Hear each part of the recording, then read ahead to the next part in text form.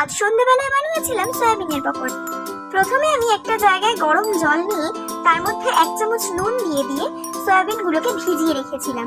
10 মিনিটের জন্য ভিজিয়ে রাখার পরে সয়াবিনগুলোকে ভালো করে ছিটিয়ে নিয়ে আরেকটা জায়গায় তুলে রেখেছিলাম।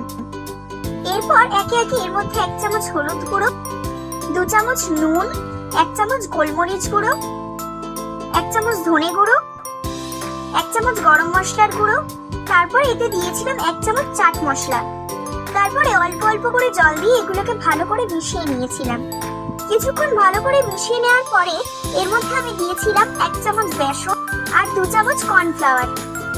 এগুলো দেওয়ার পর আমি আবার ভালো করে মাখিয়ে 10 মিনিটের জন্য রেখে দিয়েছিলাম। তারপরে কড়াইয়ে তেল দিয়ে একটা একটা করে সয়াবিন দিয়ে ভালো করে ভেজে নিলেই আমাদের সয়াবিনের পকোড়া তৈরি।